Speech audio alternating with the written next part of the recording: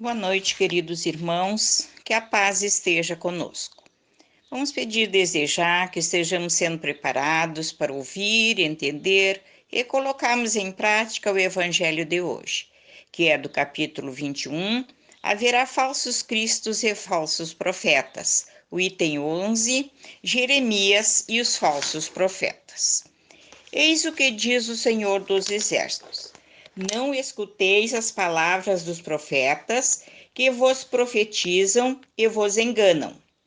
Eles publicam as visões de seus corações e não o que aprenderam da boca do Senhor. Dizem aos que de mim blasfemam. O Senhor o disse, tereis paz, e a todos os que andam na corrupção de seus corações. Nenhum mal vos acontecerá. Mas qual dentre eles assistiu o conselho de Deus? Qual o que viu e escutou o que ele disse? Eu não enviava esses profetas. Eles corriam por si mesmos. Eu absolutamente não lhes falava. Eles profetizavam de suas cabeças. Eu ouvi o que disseram esses profetas, que profetizavam a mentira em meu nome, dizendo: sonhei, sonhei. Até quando essa imaginação estará no coração dos que profetizam a mentira e cujas profecias não são senão as seduções do coração deles? Se, pois, esse povo, ou um profeta, ou um sacerdote, vos interrogar e disser: qual o fardo do Senhor? Dir-lhes: eis, vós mesmos sois o fardo do Senhor, e eu vos lançarei bem longe de mim. Está em Jeremias, no capítulo 23, versículo 16 a 18, do 21, o 25, o 26 e o 33. É dessa passagem do profeta Jeremias que quero tratar convosco, meus amigos. Falando pela sua boca, diz Deus, é a visão do coração deles que os faz falar. Essas palavras claramente indicam que naquela época os charlatães e os exaltados abusavam do dom de profecia e o exploravam. Abusavam, por conseguinte, da fé simples e quase cega do povo, predizendo por dinheiro coisas boas e agradáveis. Muito generalizada se achava essa espécie de fraude na nação judia.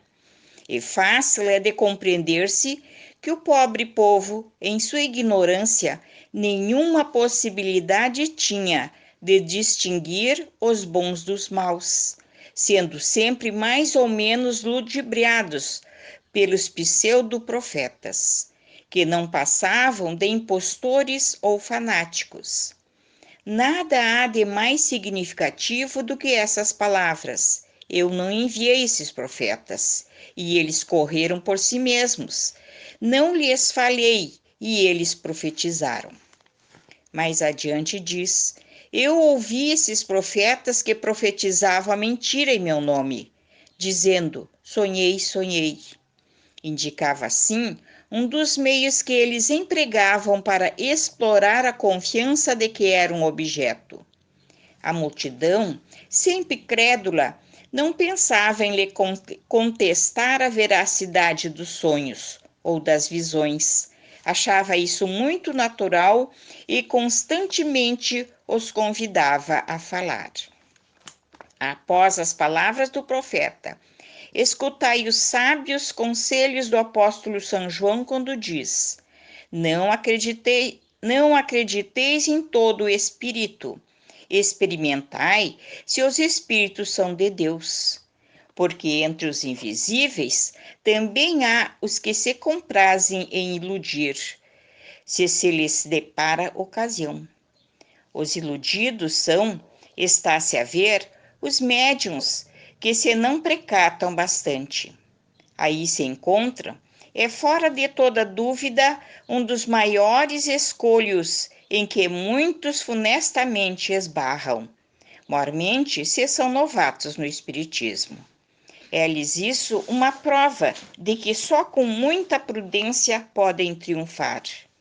Aprendei, pois, antes de tudo, a distinguir os bons e os maus espíritos, para, por vossa vez, não vos tornardes falsos profetas. Luos, Espírito Protetor, Karlsruhe, 1861. Como vimos, irmãos, ainda continua muito difícil distinguir a mentira, as palavras enganosas, da que expressam a verdade. A mediunidade deve ser usada com critério, sempre sobre o lema: dai de graça o que de graça recebestes. Quando o médium começa a comercializar sua mediunidade, visando lucros ou vantagens, os bons espíritos se afastam dele. Sabemos que toda religião que modifica o homem para melhor é boa. E se for cristã, é ótima. O cristianismo é puro. Os erros que nele se enraizam são dos homens. Temos que nos precaver daqueles que, usando de cargos religiosos, títulos de autoridades, abusam da credulidade dos mais ignorantes, que deveriam ter neles seus defensores. É a esses exploradores que podemos denominar de falsos profetas, pois invertem a obrigação pela falsidade. Tudo aquilo que nos foi emprestado na parte espiritual nos será cobrado e ouviremos a pergunta: o que fizeste daquilo que te confiei? É muito importante isso aí, não é, irmãos? Vamos pensar sobre tudo isso e cada vez mais vamos nos ater nos ensinamentos de Cristo, procurando sempre seguir ao pé da letra, usando para o bem, para beneficiar a todos os nossos semelhantes. E vamos aproveitar este momento para agradecermos toda a assistência recebida até aqui. Que os espíritos de luz permaneçam conosco, que possam visitar todas as dependências de nossos lares, retirando as negatividades, se porventura aí existirem. Vamos pedir pelo nosso planeta que seja envolvido por fluidos salutares. E vamos pedir por nossas águas, que sejam colocados nelas os remédios para nosso equilíbrio físico e espiritual. E agradecemos a todos os irmãos que estiveram conosco.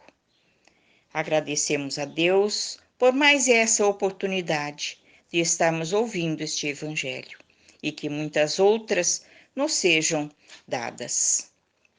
Assim, que assim seja, irmãos. Boa noite, permaneçam na proteção divina.